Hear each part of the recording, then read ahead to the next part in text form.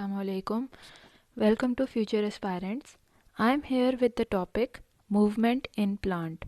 So, when we talk about movements, I have taken this topic from the chapter named Support and Movement from Interpart 2. And first of all, when I talk about movement, हम सबसे पहले introduction ले लेते हैं. So when we talk about living organism की characteristic में से एक मेन करेक्टरिस्टिक है कि they are able to move, they are able to respond to stimulus. वो सेंसिटिव होते हैं अपने एक्सटर्नल और इंटरनल स्टिमुलस की तरफ. मीन्स अगर उनको फ्रॉम आउटसाइड या from with in their body कोई भी स्टिमुलस मिलता है तो वो उसको रिस्पॉन्स करेंगे. So this is one of the characteristic of living organisms. So when we talk about animals भी रिस्पॉन्स देते हैं. वो लिविंग ऑर्गेनिजम्स हैं. They will move from their place, they will change their position, और वो different तरीक़ों से response देते हैं, चाहे स्टिमुलस अंदर की तरफ से इंटरनली है या एक्सटर्नल है. When we talk about plants are also able to give the response, but as we know that the plants cannot change their location and plants are fixed, so उनका जो response देने का तरीका है, उनके अंदर जो मूवमेंट आपको देखेगी, that would be very different from that of the animals के अंदर they can move, they can change their position, they can change their location, but in the case of plants they can not change their location, they can not move from one place to another. So इनके अंदर जो हम movements की बात करते हैं, जब हम लोग का टॉपिक है आज का प्लांट्स की मूवमेंट का, तो हम उसमें स्टडी करेंगे डिटेल में कि प्लांट्स किस तरह के मूवमेंट शो करते हैं और इस तरह के मूवमेंट से कैसे वो रिस्पॉन्स करते हैं अपने स्टिमुलस को जो कि उनको एनवायरनमेंट में से मिल रहा है, चाहे इंटरनल एनवायरनमेंट है या एक्सटर्नल एनवायरनमेंट है. So when we talk about the movements of plants, there are basically two types of movements of plants. First one is autonomic movement. ऐसी मूवमेंट जो कि किसी इंटरनल स्टिमुलस, इंटरनल कॉज की वजह से प्लांट्स मूवमेंट शो करें, that would be called as autonomic movement. And second type of movement is paratonic movement. ऐसी movement जो कि प्लांट्स एक्सटर्नल किसी कॉज की वजह से शो करें, प्लांट्स मूवमेंट करें because of some external stimulus, तो उस तरह के मूवमेंट को हम पैराटोनिक मूवमेंट्स पढ़ते हैं. So there are several categories of autonomic movement as well as paratonic movements. हम टर्न बाय टर्न हर एक को ब्रीफली रिव्यू करेंगे. So first of all, I am going to start with the topic of autonomic movement. When I talk about autonomic movement, there are three types of autonomic movement. First one is tactic movement, second one is turgor movement, and third one is growth movement. Ab tactic movement, turgor movement or growth movement, it is further subdivided into many different types of movements. So first of all, starting with tactic movement. Tactic movement होती क्या है? पूरे के पूरे cell या पूरे के पूरे organism, mean cell of a plant या फुल प्लांट जो ऑर्गेनिज्म है वो लोकोमोशन करे, वो मूवमेंट करे due to some internal stimulus, then it is called as a tactic movement. अब टैक्टिक मूवमेंट दो तरह की हो सकती है. First one is positive movement. ऐसा कोई भी मूवमेंट प्लांट की जो कि अपने स्टिमुलस की तरफ हो, टूवर्ड्स द स्टिमुलस, जो भी स्टिमुलस मिले उसे इंटरनल स्टिमुलस मिलता है, तो उसकी वजह से उस स्टिमुलस की तरफ अगर उसकी मूवमेंट होती है, that movement would be called as positive movement. और नेगेटिव मूवमेंट है जब उस स्टिमुलस से अवे हो जाए, उस स्टिमुलस से दूर हो प्लांट, तो that is called as the negative movement. And there is movement of locomotion, means plant will show the movement through locomotion. They will move their structure. Now on the basis of the stimulus कि किस तरह का stimulus इस तरह के locomotion दिखा सकता है, कौन से स्टिमुलस होंगे जो कि प्लांट्स के अंदर लोकोमोशन शो करेंगे, they are different according to their stimuli. उनको हम फर्दर डिवाइड कर रहे हैं. First one is phototactic movement. Phototactic, photo से साफ दिखता है, फोटो का मतलब है light, so a stimulus of light. And if the plant is going towards that light, अगर उसकी मूवमेंट लाइट के सोर्स की तरफ है, then that is called as the positive movement. And अगर उसकी मूवमेंट सोर्स ऑफ लाइट से away है, उससे दूर जा रहा है, then it is called as the negative source of negative phototactic movement. As you can see in this figure also, अगर आप नॉर्मली एक प्लांट को ग्रो करते हैं तो इन सम पॉट, तो ये the roots will grow up and the roots will go down and the shoots will grow up. But in the case when you put it in the other position, जब आप इसको लटा दें गमले को, then you will also see कि in this case also the shoots here they are showing the positive phototactic movement, because positive किस तरह से, photo means light, तो ये light की तरफ जा रहे हैं, light के towards जा रहे हैं, उस stimulus की तरफ जा रहे हैं. So it is a positive phototactic movement. While in the case of roots, you can see they are going away from the light source. They are going away from the light stimulus. So it is a negative phototactic movement. एक और example है positive phototactic movement की. It is the movement of chloroplast due to cyclosis. इसमें क्या है कि जब light का सोर्स मिलता है, लाइट का स्टिमुलस मिलता है, तो chloroplast will move towards that stimulus, towards that light source.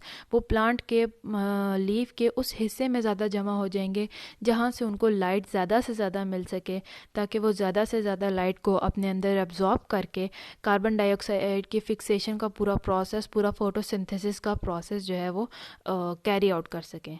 तो क्लोरोप्लास्ट की मूवमेंट जो है it depends upon the first of all intensity of light. अगर लाइट जो है इतनी रेंज में है उसकी इंटेंसिटी जो कि क्लोरोप्लास्ट बर्दाश्त कर सकें, तो they will gather at that place. But in case if the intensity of the light is too high, जो कि क्लोरोप्लास्ट की बर्दाश्त की रेंज से बाहर हो, at that time also even light is there but chloroplast will not gather there, they will move away from it. Secondly, light की direction भी डिफाइन करती है क्लोरोप्लास्ट की मूवमेंट को, कि किस तरह से intracellular means within the cells distribution होगी क्लोरोप्लास्ट की. तो there are two factors, that is light intensity and direction. So as you can see over here, in the first condition when there is sun rays, they are coming. यहाँ पे first condition में जो sun rays हैं they are within the limit, their intensity is within the limit of chloroplast. तो जब आप इसके top view में देखते हैं या फिर second और third picture की तरफ आप देखते हैं, तो you can see number of chloroplasts have gathered here to absorb more and more of the sunlight for carbon dioxide fixation. While in the second case, when you see where sun rays, they are above the intensity, their intensity is so high, they are above the control range of the chloroplast. यहाँ पे उनकी बर्दाश्त करने की range से बाहर है, ज़्यादा है इंटेंसिटी सनलाइट की. So the chloroplast are gathered in the cell in such a way, उन्होंने अपने आप को इस तरह से अरेंज कर लिया है कि they are moving away so as to absorb minimum this light, ताकि कम से कम नुकसान हो. Because of high intensity their structure can be damaged, so they are avoiding this light to prevent themself from getting damaged. While at the night time you can see this top view, यहाँ पे chloroplast they have moved away from that cell, from intracellular structure. Why? Because they are not getting any light. जब उनको light ही नहीं मिल रही, so they have passively moved away. So in the daytime when the again sun rises, they will again gather here and start to absorb more and more of the light.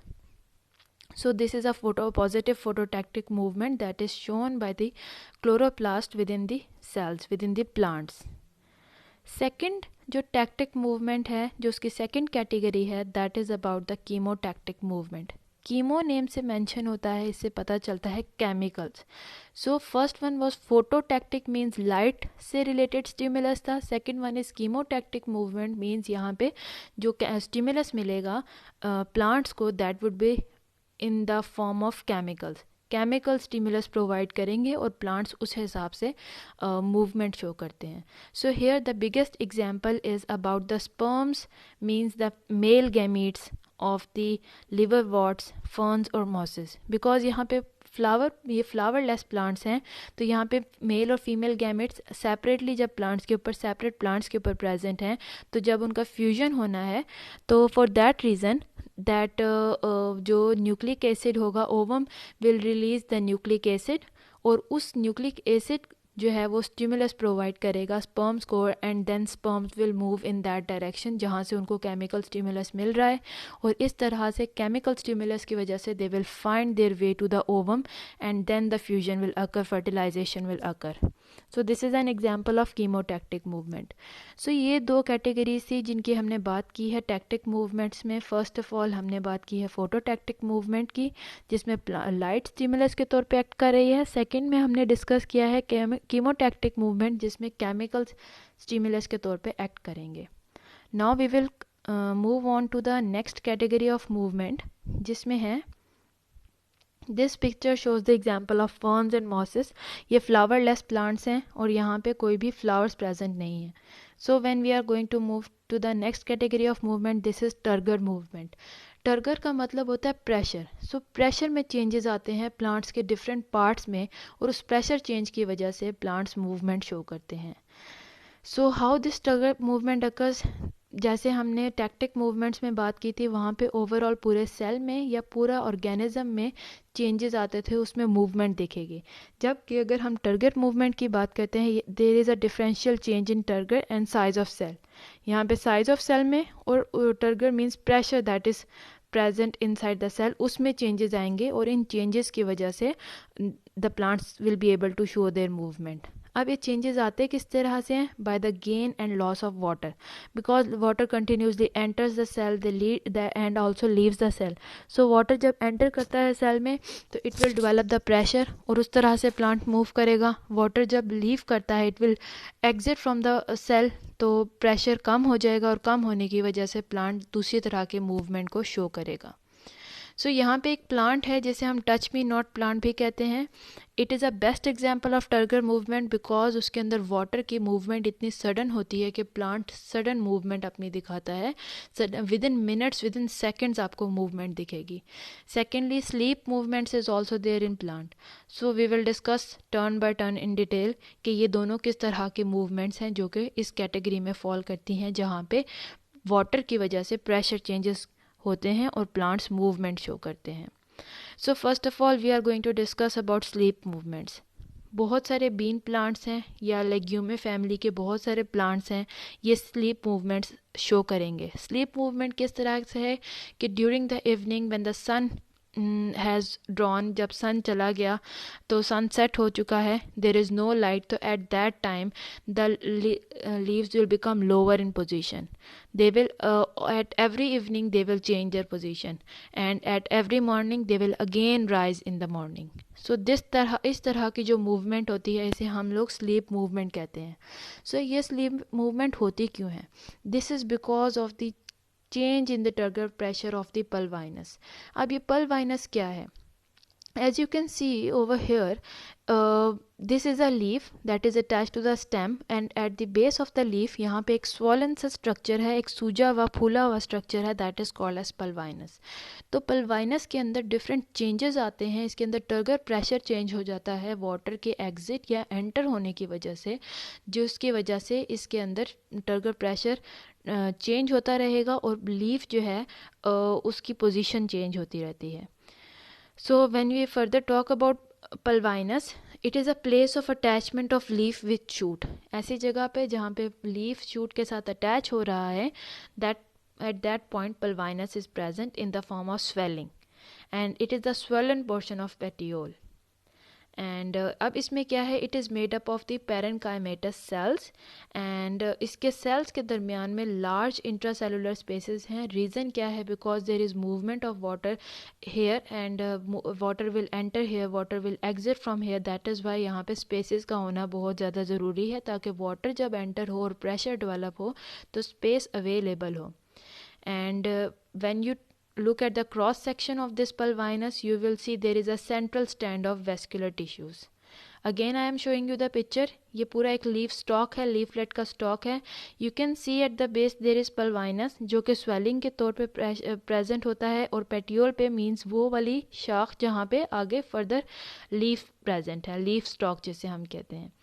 Further आप यहाँ पे जाएं, you will see पल्वाइनी. पल्वाइनी means जब छोटे छोटे leaflets भी अपनी stems के साथ अटैच हैं तो हर लीफ के लिए एक सेपरेट जो है पल्वाइनस प्रेजेंट होगा, जो कि उस लीफ की स्पेसिफिकली मूवमेंट का जिम्मेदार होता है.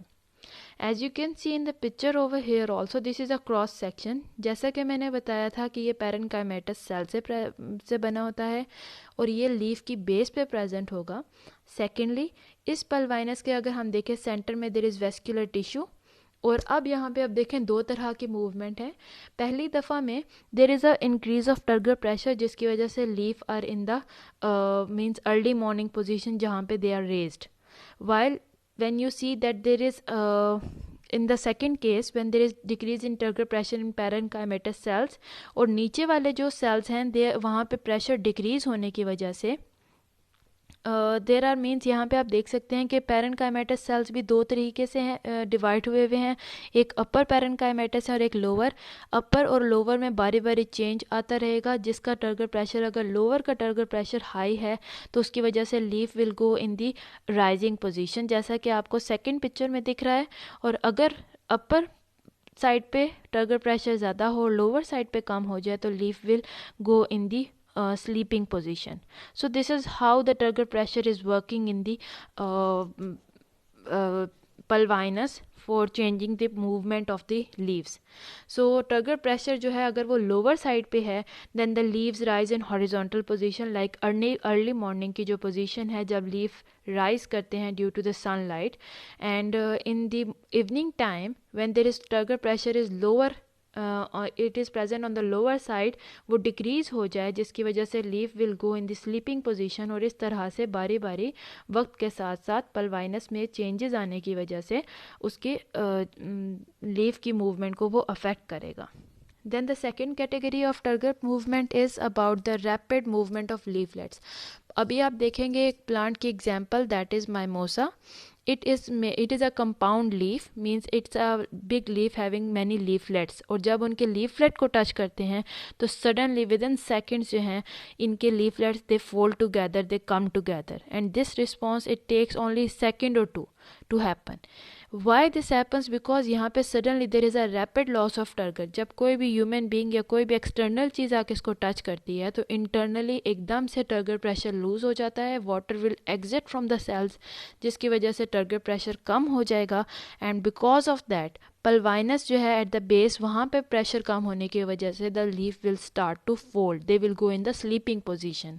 You can see over here, पहली कंडीशन में यहाँ पे बिल्कुल नॉर्मल पोजीशन में है लीफलेट्स, पल्वाइनस का स्ट्रक्चर दिया, पेटियोल बताया हुआ है आपको.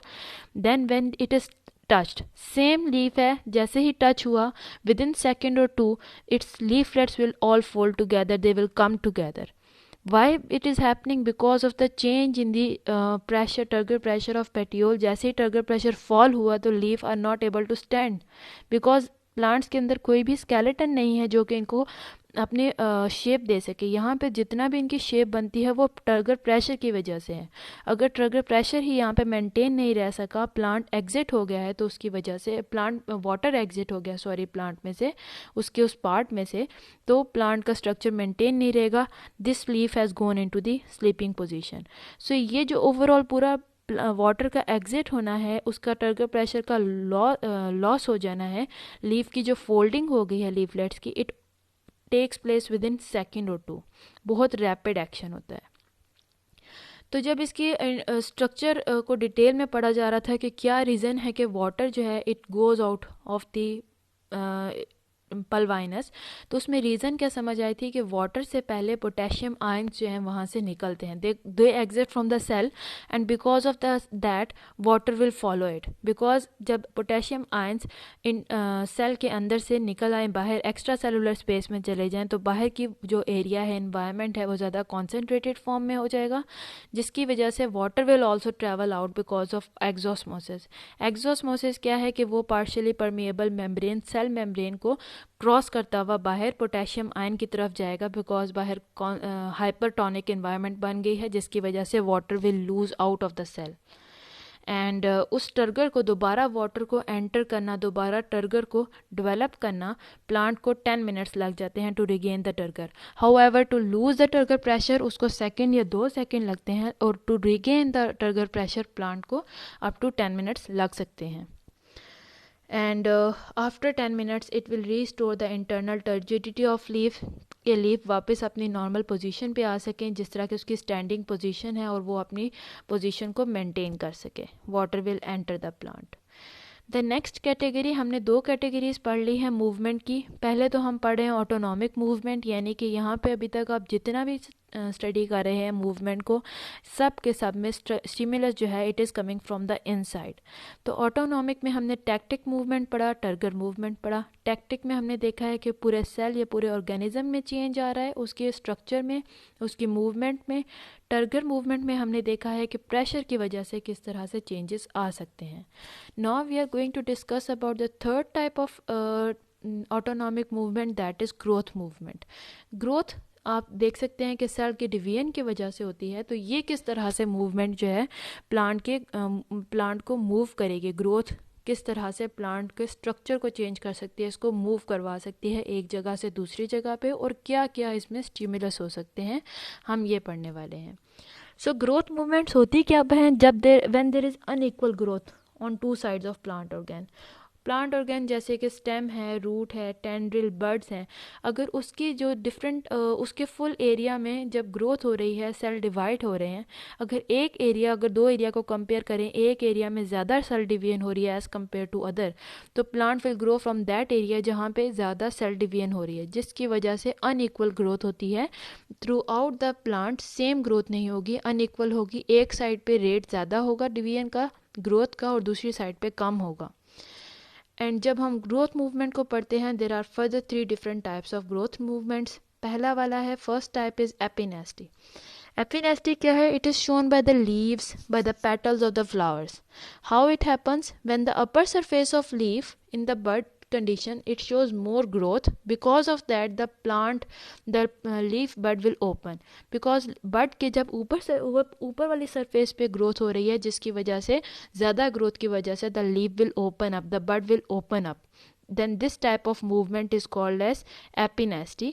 और ये चूँकि ग्रोथ की वजह से हो रही है, यहाँ पे सेल डिवीजन हो रहे हैं, और अपर पोर्शन में जब ज़्यादा हो रहे हैं बड के, तो पूरा लीफ या पूरी पेटल जब ओपन हो जाती है, तो इसको हम एपिनेस्टी का नाम देते हैं।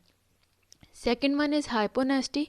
हाइपोनेस्टी किस सूरत में होती है? जब lower side of the bud, it is opposite to epinasty. Epinasty में upper side of the bud पे मूवमेंट ज़्यादा दिख रही थी, हाइपोनेस्टी में lower side of the bud पे मूवमेंट ज़्यादा दिखेगी, जिसकी वजह से ये इसका एक्शन भी ऑपोजिट होगा, इसका रिजल्ट भी ऑपोजिट होगा as compare to epinasty. Epinasty में लीफ बड ओपन हो गया था और लीफ फुल्ली ग्रो कर गया, जबकि हाइपोनेस्टी अगर देखने को मिले तो वहाँ पे चूँकि लोअर साइड पे हो रही है बड के मूवमेंट, तो leaf bud will not open, it will remain in the form of bud only. As you can see in the picture also, यहाँ पे इथाइलिन देके हाइपोनेस्टी को कॉज किया गया, यानी आर्टिफिशियली। तो you can see when there was fully open leaves, तो जब इसके अंदर हाइपोनेस्टी को कॉज किया गया, हाइपोनेस्टी को प्रोमोट किया गया, तो जिसकी वजह से the leaves have closed up in the form of bud. तो एपिनेस्टी इसका ऑपोजिट है, जिसमें बड्स ओपन होते हैं, और हाइपोनेस्टी उसका ऑपोजिट है, जिसमें बड्स दोबारा क्लोज होते हैं। So you can see in the picture also there is a comparison. This darker green area, this bold green area, ये शो करता है कि कहाँ पे ज़्यादा मूवमेंट हो रही है। The middle picture it is showing a normal bud. तो हाइपोनेस्टी में उसके नॉर्मल बड के लोअर साइड पे ज़्यादा ग्रोथ होने की वजह से जो बड है वो क्लोज रहेगा, जबकि एपिनेस्टी में उसके अपर साइड पे ग्रोथ होने की वजह से the bud will open up into the form of leaf. So these are the opposite types of growth movement, एक दूसरे के ये ऑपोजिट हैं, epinasty and hyponasty. The next movement related to growth movement is nutation. Nutation क्या है कि जब young stem होती है, जो ग्रोइंग स्टेम है, अगर उसकी जो ग्रोइंग टिप है वो जिग जैग फैशन में, आपको जिस तरह से पीछे पिक्चर में भी देख लें, it will not grow in the straight line. वो जिग जैग फैशन में हमेशा स्टेम्स ग्रो करती हैं, कभी एक जगह से कभी दूसरी जगह से। क्यों ऐसा होता है? बिकॉज यहाँ पे ग्रोथ मूवमेंट्स चेंज हो रही हैं, जिस साइड पे ग्रोथ ज़्यादा होगी स्टेम उस साइड पे ज़्यादा बढ़ जाएगी।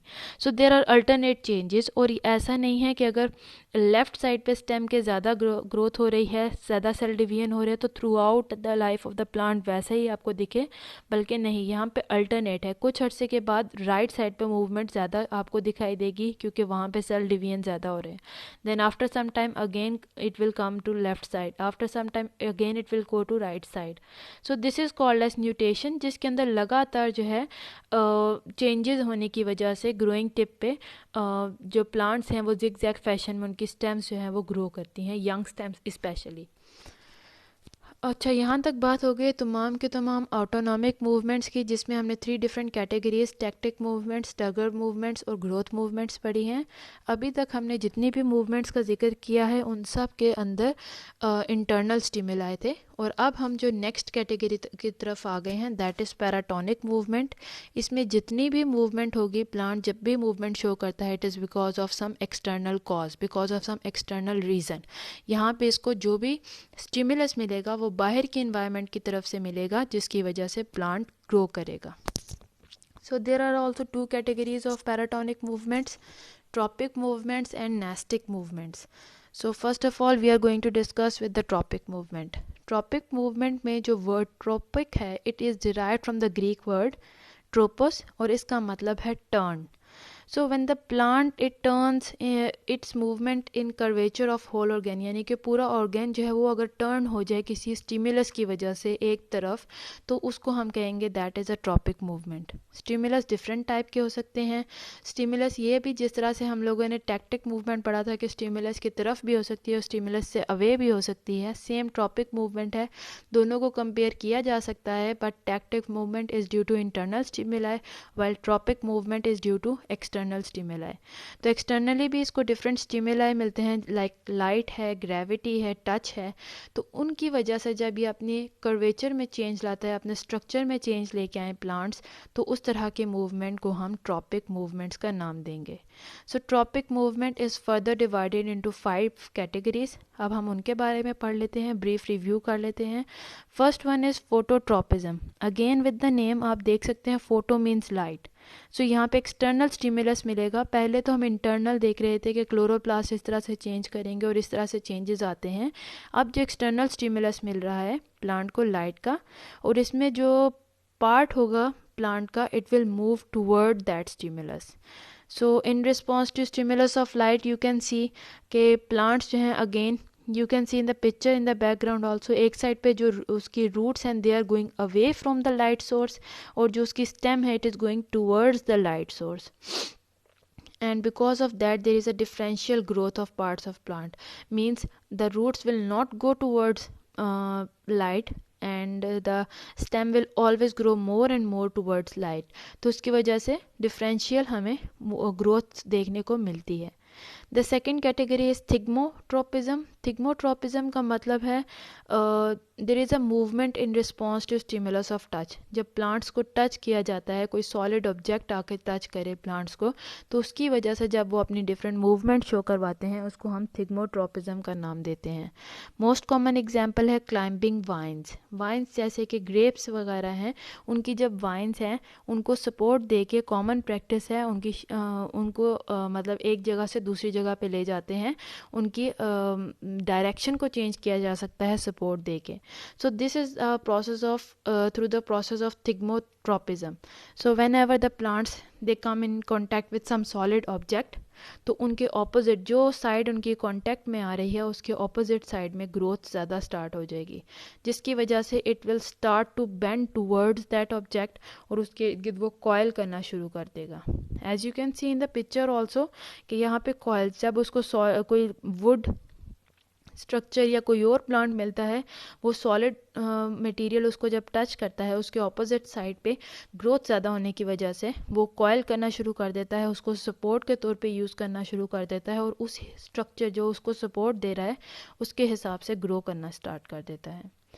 So these are the two pictures of photostatic movements and thermostatic monastic movements. Photostatic means अगर light early morning मिल रही है तो plants will open up, and if the light is not available during the evening time तो plants will close down.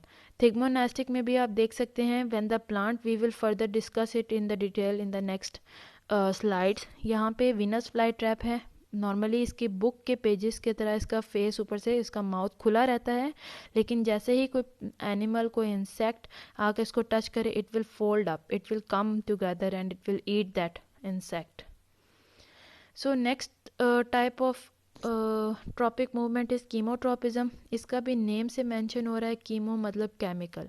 सो जब कोई plant chemical के response पे अपनी मूवमेंट को, कोई एक्सटर्नल स्टिमुलस मिला है उसके रिस्पॉन्स पे अपनी मूवमेंट शो करे, इसे हम कीमोट्रोपिज्म का नाम देते हैं. और इसमें मोस्ट कॉमन एग्जाम्पल है hyphae of fungi. As you can see in the background also, उनको जब डिफरेंट केमिकल रिस्पॉन्स मिल रहे हैं वो उस साइड पे ग्रो करेंगे, कभी उससे अवे ग्रो करेंगे. The next one is hydrotropism. Hydro means water. So water से रिलेटेड जब प्लांट्स की ग्रोथ होती है, उनके अंदर डिफरेंशियल चेंजेस आते हैं, तो उसको हम हाइड्रोट्रोपिज्म का नाम देते हैं. So the different parts of the plant they response to this water stimulus in different manners. As you can see, the roots, they will always grow towards the water source. You can see in the picture behind also कि जहाँ पे उनको water source नज़र आता है, roots will bend towards that side. So that is positive hydrotropism, जिसका मतलब है stimulus की तरफ bend होना start हो गए हैं. जबकि negative hydrotropism shoots में दिखता है because they are going away. They don't need water. Shoots will get water from roots. They don't need to reach the source of water. That is why they are growing away from the plant. तो ये away from the water, sorry. So this is the example of negative hydrotropism. Next one है geotropism. Geo means gravity से relate करता है. So it is the response related to gravity. सो ये भी दो तरह का है, जिसमें रूट्स पॉजिटिव जियोट्रोपिज्म, यानी कि वो ग्रेविटी के हिसाब से अर्थ के अंदर जा रही हैं, अपनी ग्रोथ इसी तरह से है कि वो ग्रेविटी के हिसाब से ही अपने आप को ग्रो कर रही हैं. They are going towards the earth surface. जबकि अगर शूट्स की बात करें, they are showing negative geotropism because they always go against that gravity force and they will grow up in the air. So this is the geotropism. Geotropism जिसमें plants जो हैं अपना response gravity के हिसाब से शो करते हैं.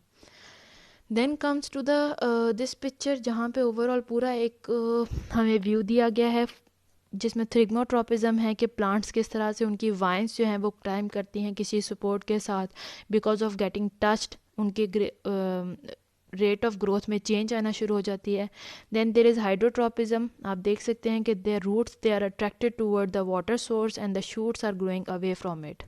Phototropism, you can see here the shoots are growing towards the source of light. जहाँ से उनको लाइट मिल रही है वो उस तरफ को बेंड होना स्टार्ट हो जाती हैं. देन जियोट्रोपिज्म, यहाँ पे रूट्स पॉजिटिव जियोट्रोपिज्म, जबकि shoots negative geotropism away from gravity show कर रहे हैं.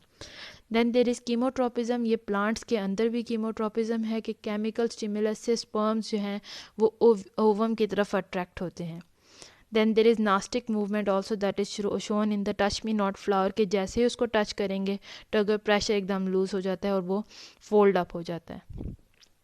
सो now we are coming to the next category, that is nastic movements. Nastic movements है, they are the non-directional movements in response to external stimulus. यहाँ पे इनकी कोई भी direction, जिस तरह से हम जियोट्रोपिज्म या हाइड्रोट्रोपिज्म में पॉजिटिव नेगेटिव स्टडी कर रहे थे बिकॉज वहाँ पे एक डायरेक्शन डिफाइन थी. हाइड्रोट्रोपिज्म में वाटर की डायरेक्शन डिफाइन थी. फोटोट्रोपिज्म में लाइट के सोर्स की डायरेक्शन डिफाइंड थी. बट नेस्टिक मूवमेंट्स में कोई भी डायरेक्शन डिफाइंड नहीं होती है और प्लांट्स जब एक्सटर्नल स्टिमुलस मिलता है तो non directionally they will grow. So there are two types of nastic movements. One is nictinasty and second one is heptonasty. Nictinasty की बात करें तो it is shown by the organs in response to external stimulus because that is why it belong to paratonic movement, जहाँ पे external stimulus की वजह से plant कोई रिस्पॉन्स शो करता है. अब किस तरह से डिफरेंशियल ग्रोथ की वजह से भी एंड इसमें भी टर्गर प्रेशर इन्वॉल्व होता है. यहाँ पे डिफरेंशियल ग्रोथ प्लांट शो करेंगे, टर्गर प्रेशर में चेंज आएगा जिसकी वजह से ग्रोथ में चेंज आ जाता है, प्लांट के स्ट्रक्चर में चेंज आ जाता है. तो this nyctinasty is further divided into two different types. Photonasty का मतलब है कि यहाँ पे फोटो पीरियड के कितनी देर तक लाइट मिलती रहेगी प्लांट्स को, उस हिसाब से उनके अंदर टर्गर प्रेशर डेवलप होता है या लूज़ होता है. फॉर एग्जांपल जो फ्लावर्स हैं they will open up during the day because वहाँ पे टर्गर प्रेशर एकदम डेवलप हुआ जिसने फ्लावर्स को एक प्रॉपर पोजीशन में मेंटेन किया. While at the night time their turgor pressure due to less light intensity they will close up, क्योंकि वहाँ पे टर्गर प्रेशर कम हो गया. You can see in this pictures also that the plants flowers are opening during the day time while at the night time, at the evening time, they start to close up. Even with the temperature they are related. You can see hot temperature में plants के जो leaves हैं they are opened up properly, जबकि in the cold temperature they bend down because no pressure, यहाँ पे कोई इनके अंदर टर्गर प्रेशर नहीं डेवलप जो कि इनको प्रॉपर पोजीशन में मेंटेन रखे. देन देर इज़ थर्मोनेस्टी, जो मैं आपको बता रही हूँ प्लांट के लीव्स का कि ये टेम्परेचर से रिलेट करता है. जैसे कि ट्यूलिप के फ्लावर्स हैं, रात के टाइम जिस वक्त टेम्परेचर इतना हाई नहीं रहता, so at that time temperature cool down हो जाता है, इतना हाई नहीं रहता, तो उस टाइम पे ट्यूलिप के flowers they close at night, उनके अंदर टर्गर प्रेशर ख़त्म हो जाता है. जिस तरह हमने यहाँ पे लीव्स के अंदर भी देखा है कि कोल्ड टेम्परेचर में टर्गर प्रेशर मेंटेन नहीं रहता, that is why they bend. जबकि ट्यूलिप फ्लावर्स में भी सेम है कि ड्यूरिंग द कोल्ड टेम्परेचर, जब टेम्परेचर हाई नहीं है, कोल्ड है, तो लोअर साइड पे लीव्स की इनकी पेटल्स की ग्रोथ ज़्यादा होगी, जो उनके पेटल्स को मजबूर कर देगी to grow upward and inward, जिसकी वजह से petals will grow and bend, and that is why the flowers will close. Then this is the last nastic movement, that is haptonastic movement, that is in response to contact. जैसे कि मैंने आपको Venus fly trap की पहले भी example दी है कि normally जो है इट इज़ ओपन, इसकी बुक जिस तरह ओपन होती है वैसे ही इसका ऊपर से माउथ ओपन है, इसके ऊपर से दो पेटल्स हैं वो ओपन है, लेकिन जैसे ही किसी इंसेक्ट कोई इसके कांटेक्ट में आता है या टाइनी एनिमल इसके कांटेक्ट में आए तो it will close up. So this is the action of Venus flytrap because of haptonasty. So these were all the different categories of movements that were shown in the plants. उम्मीद है आपको ये video helpful लगी हो और आपको interesting लगी हो. You can tell me through the comment section. अल्लाह हाफिज़.